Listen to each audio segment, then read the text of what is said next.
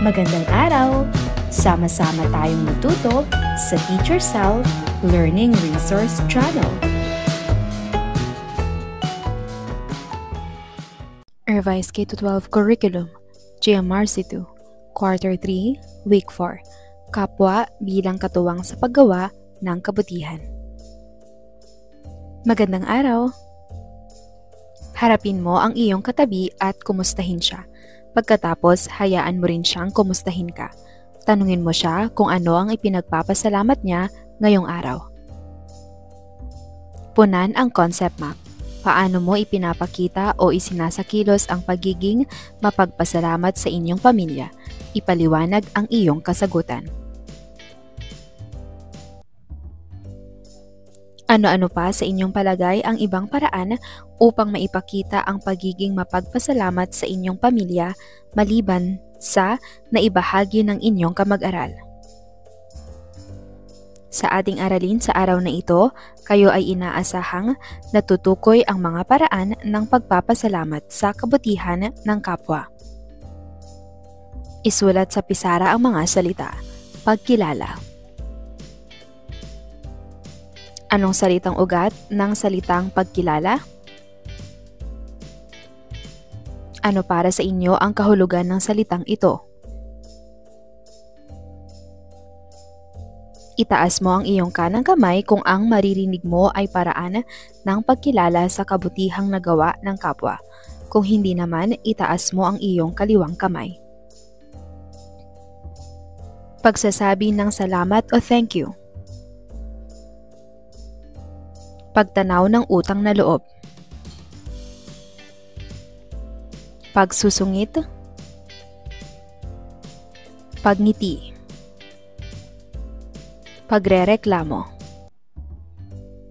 Pagsukli ng kabutihan. Hindi pamamansin. Pagbibigay ng papuri. Pagbati. Pakikipagkaibigan. Basahin ang maikling kwento. Ang kagandahang loob. Nag-aaral si Manoa at ang kanyang kapatid sa sala nang dumating ang kanilang tito, tita at pinsan. Dali-dali silang tumayo at nagmano sa kanilang tito at tita at bumati sa kanilang pinsan. "Oh, para sa inyo ito," sabi ng kanilang tita habang inaabot ang mainit-init pang mga siopaw. "Wow, salamat po!" Masayang sambit ng magkapatid. "Tito, pwede po ba naming makalaro ng habulan ang aming pinsan sa labas?" Tanong ni Manoa. "Sige, mag-iingat lamang kayo," sagot ng tito ni Manoa. "Yehey! Thank you po!" tugon ni Manoa. Habang naghahabulan sa labas, napatid si Manoa at nadapa. Mabilis siyang nilapitan ng kanyang pinsan at tinulungang tumayo. Nakita nila na may sugat ang tuhod ni Manoa. Inakay si Manoa ng kanyang pinsan at kapatid papunta sa gripo at tinulungan siyang hugasan at sabunin ang sugat. Inakay muli nila si Manoa papasok ng bahay. Pagpasok sa bahay, tinawag ng kanyang pinsan ang nanay ni Manoa at sinabi ang nangyari. Kumuha ng gamot ang nanay ni Manoa at ginamot ang sugat. "Maraming salamat sa kagandahang loob niyong lahat." "Paumanhin at naabala po kayo," sabi ni Manoa sa mga tumulong sa kanya. "Walang anuman, Manoa, mahal ka naming lahat," tugon ng pinsan niya. "Mahal ko rin kayo," sambit ni Manoa at niyakap niya ang kanyang kapatid, pinsan at nanay. Sino-sino ang mga tauhan sa kwento? Si Manoa, kapatid ni Manoa, tito, tita, pinsan at nanay ni Manoa. Ano-ano ang mga ginawa ni Manoa at kanyang mga pinsan? Nagmano sila, naglaro ng habulan, tinulungan nilang tumayo si Manoa, hinugasan ang sugat niya, at tinawag ang nanay para magpagamot. Anong katangian ng isang bata ang ipinakita ni Manoa? Paggalang at pagiging mapagpasalamat. Nagawa mo na ba ang ginawa ni Manoa at ng kanyang mga pinsan? Ibahagi ito sa klase. Dapat bang tularan ang kanilang mga ginawa? Bakit? Ipaliwanag. Opo, kasi nagpapakita sila ng pagtutulungan, pagmamalasakit at kabutihan sa isa't isa. Tandaan mo ang numerong itatalaga sa iyo. Kapag tinawag ng guro ang numero mo, tumayo ka at magbigay ng isang halimbawa ng kabutihang nagawa sa kapwa. Ipaliwanag kung bakit ito mabuti at pagkatapos ay aalamin kung sasang-ayon ang klase. Bumuo ng 5 pangkat. Bawat pangkat ay bibigyan ng sitwasyon at isasadula ito sa harap ng klase. Hulaan nyo ang isinasadula ng ibang pangkat. Ang makakuha ng 4 na tamang sagot ang mananalo. Pagbati sa taong bumati sa iyo. Pagbigay ng munting regalo, token of appreciation. Pagpapasalamat sa anumang natanggap. Pagbibigay ng papuri sa iba. Paggamit sa bagay na ibinigay o iniregalo sa iyo. Humanap ng kapareha, pumili ng 2 sitwasyon mula sa ibibigay ng guro, sagutin ang tanong para sa mga ito, at ibahagi ang iyong paliwanag sa iyong kapareha. Anong gawain sa tahanan na kayang gampanan ng isang batang tulad mo ang makatutugon sa bawat sitwasyon para maipakita ang pagiging mapagpasalamat? Binigyan ka ng baon sa eskwela. Magpasalamat sa baon. Pinahiraman ka ng laruan ng iyong kapatid. Ingatan ang laruan. Pinayagan kang maglaro sa labas ngunit may oras lamang. Huwag magpagabi at umuwi sa tamang oras. Pinatawad ka ng iyong magulang sa iyong pagkakamali. Huwag ulitin ang pagkakamali. Niregaluhan ka ng bagong damit sa iyong kaarawan. Gamitin ang natanggap na regalo. Punan ng mga angkop na salita na nasa kahon ang liham na nakasaad upang ipahayag ang pagpapasalamat sa iyong kaibigan. Ang mga pagpipilian ay mahabang, salamat, pagkakaibigan, Jenny, pinapahalagahan. Mahal kong patlang. Jenny. Maraming patlang sa ating patlang. Salamat, pagkakaibigan. Lubos kong patlang ang ating pagkakaibigan at sana ay maging magkaibigan pa tayo ng patlang panahon. Pinapahalagahan, mahabang. Kapwa bilang katuwang sa paggawa ng kabutihan. Tumayo kung ang maririnig mong gawain ay nagpapakita ng pagiging mapagpasalamat, manatili namang nakaupo kung hindi. Pagsasabi ng salamat o thank you. Pagtanaw ng utang na loob. Pagsusungit. Pagngiti. Pagrereklamo. Pagsukli ng kabutihan. Hindi pamamansin. Pagbibigay ng papuri. Pagbati. Pakikipagkaibigan. Humanap ng kapareha at magbahagi kayo ng inyong karanasan tungkol sa tanong na ipapakita. Paano mo ipinapakita o isinasakilos ang pagiging mapagpasalamat sa inyong mga kaibigan? Ipaliwanag ang iyong kasagutan. Sumasang-ayon ba kayo sa kanilang nabanggit na pagpapakita ng pagpapasalamat? Sa ating aralin sa araw na ito, kayo ay inaasahang na iisa-isa ang mga paraan ng pagpapasalamat sa kabutihan ng kapwa. Punan ang Venn diagram. Pagkilala, kabutihan. Ano para sa inyo ang kahulugan ng mga salitang nakapaskil sa pisara? Ano sa tingin nyo ang kaugnayan ng mga salita sa isa't isa? Kapag tinawag ka ng guro, magbigay ka ng isang paraan ng pagpapasalamat sa kabutihan ng kapwa sa loob ng 5 segundo at huwag uulitin ang nasabi na ng iba. Basahin ang maikling kwento. Mabubuting kapwa. Oras ng recess. Kumakain sina Manoa sa loob ng kanilang silid. Manoa, may isa pa akong tinapay.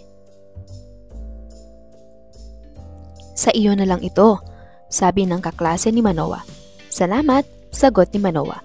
Mayroon naman akong isa pang mansanas. Sa iyo na lang din ito, sambit ni Manoa. Salamat din, tugon ng kanyang kaklase. Pagkatapos kumain ay sininop ni Manoa ang kanyang basura at itinapon sa basurahan. Nakita ito ng kanyang guro at pinuri siya. Ang bait na bata mo talaga, Manoa, sabi ng kanyang guro. Salamat po, kunin ko na rin po ang mga basura po ninyo at itatapon ko po sa basurahan, sambit ni Manoa. Maraming salamat, Manoa, saad ng guro. Matapos ang klase, uwian na. Mauna na ako, Manoa. Nandyan na ang sundo ko, ingat ka pa uwi. Paalam ng kanyang kaklase. Ingat ka rin, parating na rin ang sundo ko. Bukas ulit, sagot ni Manoa. Kumaway sila sa isa't isa habang nagpapaalam. Nang dumating ang sundo ni Manoa, nagpunta na rin siya sa gate ng eskwelahan. Nariyan ka na pala, Manoa. Magandang hapon, bati ng gwardya. Dumating na ang sundo mo, dagdag pa nito. Magandang hapon po, bati rin ni Manoa. Salamat po, uuwi na po ako. Ingat po kayo. Paalam niya habang kumakaway sa nakangiting gwardya. Sino-sino ang mga tauhan sa kwento? Si Manoa, ang kanyang kaklase, guro at gwardya. Ano-ano ang mga ginawa ni Manoa? Nagpasalamat siya, nagbigay ng mansanas, nagligpit at nagtapon ng basura, tumulong sa guro, bumati at nagpaalam ng magalang. Anong katangian ng isang bata ang ipinakita ni Manoa? Kabutihan, pagiging magalang at pagiging matulungin. Nagawa mo na ba ang ginawa ni Manoa? Ibahagi ito sa klase. Dapat bang tularan ang kanyang mga ginawa? Bakit? Ipaliwanag. Opo, dahil nagpapakita siya ng kabutihan, respeto at pagiging mabuting kapwa. Pumalakpak kung ang gawaing nakasulat sa pisara ay nagpapakita ng pagpapasalamat sa kabutihan ng kapwa. Kung hindi naman, itaas ang 2 kamay at gumawa ng X. Pagsasabi ng salamat o thank you. Pagtanaw ng utang na loob. Pagsusungit. Pagngiti. Pagrereklamo. Pagsukli ng kabutihan. Hindi pamamansin. Pagbibigay ng papuri. Pagbati. Pagkikipagkaibigan. Bumuo ng pangkat na may 3 miyembro. Pumili ng 2 sitwasyon mula sa ibibigay. Sagutin ang tanong tungkol dito at ibahagi ang inyong paliwanag sa inyong pangkat. Anong gawain sa eskwelahan na kayang gampanan ng isang batang tulad mo ang makatutugon sa bawat sitwasyon para maipakita ang pagiging mapagpasalamat? Bakit ito ang iyong naging kasagutan? Ipaliwanag sa iyong kapangkat. Inihatid ka sa eskwela at hinintay hanggang uwian. Mag-aral ng mabuti. Binigyan ka ng pagkain ng iyong kaklase. Kainin ang ibinigay na pagkain. Tinuruan ka ng iyong kaklase sa aralin na hindi mo maintindihan. Magpasalamat sa kaklase. Isinasali ka ng iyong mga kaklase sa kanilang laro. Makipaglaro ng patas. Pinuri ka ng iyong guro. Patuloy na pagbutihin ang gawain. Punan ng mga angkop na salita na nasa kahon ang liham na nakasaad upang ipahayag ang pagpapasalamat sa iyong pamilya. Ang mga pagpipilian ay mabait, pag-aalaga, salamat, inay at itay, pangangailangan. Mahal kong patlang. Inay at itay. Maraming patlang at pagbibigay sa akin ng lahat ng aking mga patlang. Salamat, pangangailangan. Sisikapin kong maging patlang at maibalik ang mga kabutihang ipinapakita nyo sa akin. Mabait. Para sa ikatlong araw. Ipakita sa harap ng klase at sa iyong guro kung paano mo isinasakilos ang pagiging mapagpasalamat sa iyong guro. Sa ating aralin sa araw na ito, kayo ay inaasahang na isasakilos ang mga gawain na nagpapakita ng pasasalamat sa mga kabutihang nagawa ng kapwa. Isulat sa pisara ang mga sumusunod na salita: pagkilala, kabutihan, kapwa. Ano para sa inyo ang kahulugan ng mga salitang nakapaskil sa pisara? Ano sa tingin nyo ang kaugnayan ng mga salita sa isa't isa? Basahin ang maikling kwento. Salamat sa kabutihan. Inutusan ni Manoa na bumili ng toyo para sa lutuing adobo. Ito ang pambili ng toyo, anak. Bumili ka na rin ng merienda na gusto mo mula sa sukli niyan. Bilin ng ina ni Manoa. Salamat po, nanay, sagot ni Manoa at pumunta na siya sa tindahan. Sa tindahan, bumili si Manoa ng toyo at tinapay. O Manoa, ito ang 3 candy. Bigay ko na iyan sa'yo dahil lagi kang dito bumibili sa tindahan ko, sabi ng tindera. Naku, salamat po sa libreng candy, Aling Nena. Lalo ko pa pong sasabihin sa amin na dito bumili sa tindahan nyo, nakangiting saad ni Manoa. Habang naglalakad pa uwi, kailangang tumawid ni Manoa sa kabilang kalsada, ngunit maraming sasakyan. Nakita ito ng traffic enforcer at tinulungan ito si Manoa na makatawid. Salamat po sa tulong nyo. Ito po ang isang candy para po sa inyo, sambit ni Manoa. Salamat bata, sagot naman ng traffic enforcer. Pagdating sa bahay, bitbit ni Manoa ang toyo sa isang kamay at ang tinapay sa isa pa. Hindi niya mabubuksan ang pinto dahil dito. Ilalapag na niya sana ang mga hawak sa sahig upang buksan ang pinto nang bigla itong bumukas. Binuksan ito ng kanyang kapatid na nakita pala siyang maraming hawak.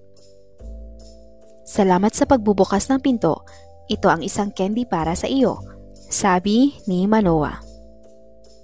Salamat din sa candy, tugon naman ng kanyang kapatid habang pinapapasok si Manoa sa loob ng bahay. Sino-sino ang mga tauhan sa kwento? Si Manoa, ang nanay niya, Aling Nena tindera, traffic enforcer at kapatid ni Manoa. Ano-ano ang mga ginawa ni Manoa? Bumili siya ng toyo at tinapay. Nagpasalamat, tumanggap ng libreng candy, nagbigay ng candy sa traffic enforcer at sa kapatid at naging magalang sa mga tao. Anong katangian ng isang bata ang ipinakita ni Manoa? Pagiging mapagpasalamat, magalang at mabait. Nagawa mo na ba ang ginawa ni Manoa? Ibahagi ito sa klase. Dapat bang tularan ang kanyang mga ginawa? Bakit? Ipaliwanag. Opo, dahil nagpapakita siya ng kabutihan, respeto at pasasalamat sa mga tumutulong sa kanya. Bumuo ng 5 pangkat, pumili at pag-usapan ang ibinigay na sitwasyon tungkol sa kabutihang nagpapakita ng pagiging mapagpasalamat. Mag-ensayo ng 3 minuto at isadula ito sa harap ng klase sa loob ng 1 hanggang 2 minuto. Mga sitwasyon, pinahiram ka ng lapis ng iyong kaklase. Inuwian ka ng pagkain ng iyong magulang. Pinuri ka ng iyong guro. Pinilhan ka ng nais mong laruan. Binigyan ka ng pambili ng chichirya.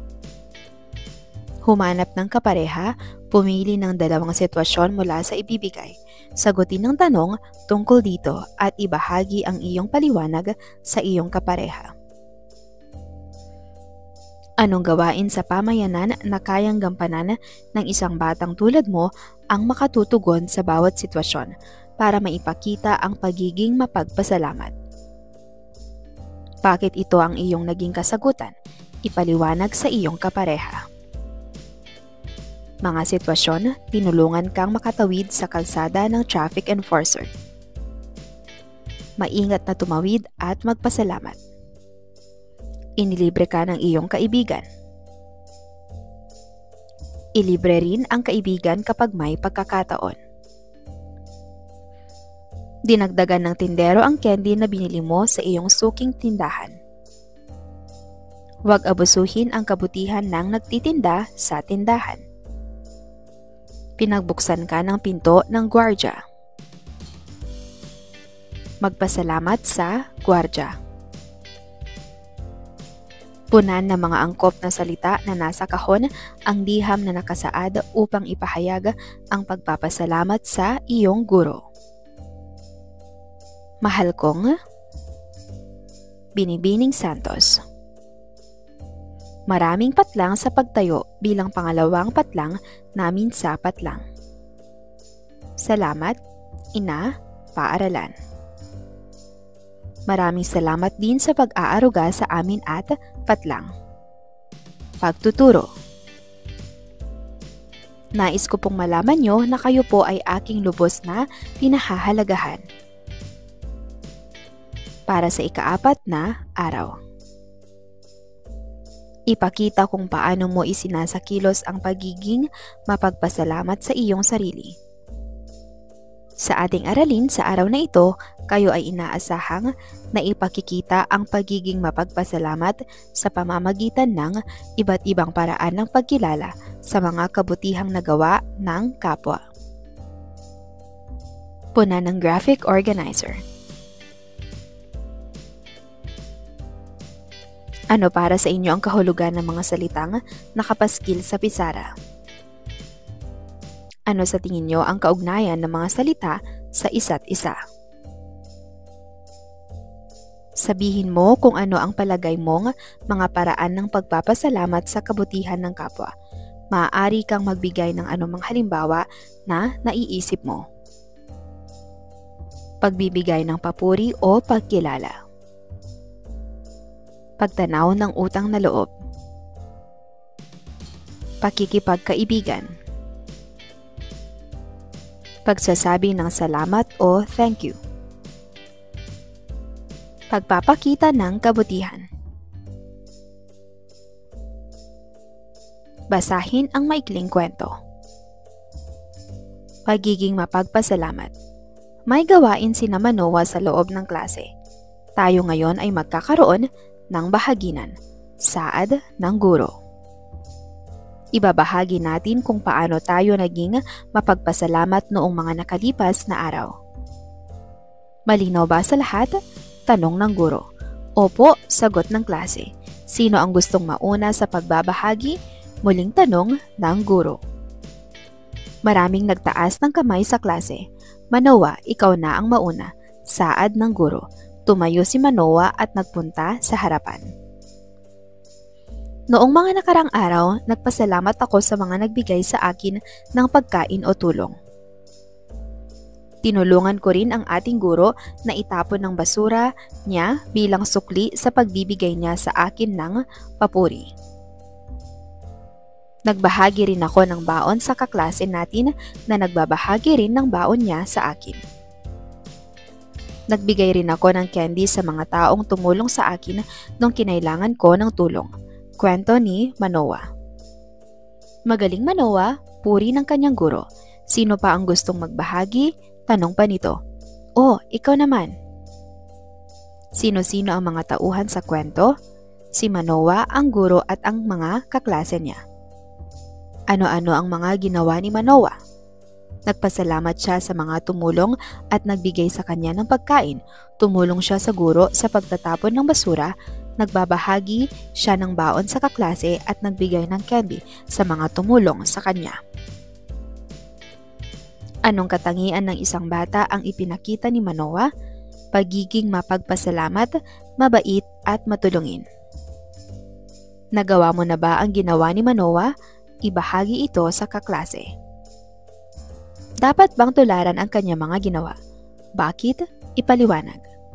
Opo, dahil nagpapakita ito ng kabutihan, pasasalamat at respeto sa mga tumutulong sa atin. Tayo ngayon ay magbabahaginan sa iyong kapareha tungkol sa mga sarili nating karanasan ng pagiging mapagpasalamat. Ano sa inyong palagay ang ibig sabihin ng kabutihan sa kapwa? Ano sa inyong palagay ang ibig sabihin ng pagiging mapagpasalamat? Bakit mahalaga ang kilalanin ang kabutihang nagawa ng kapwa? Bakit mahalaga ang pagiging mapagpasalamat? Punan ng mga angkop na salita na nasa kahon ang liham na nakasaad upang ipahayag ang pagpapasalamat sa iyong kaibigan. Mahal kong Patlang. Manoa. Maraming patlang sa palaging pagsusumikap at pagiging patlang. Salamat, mabait.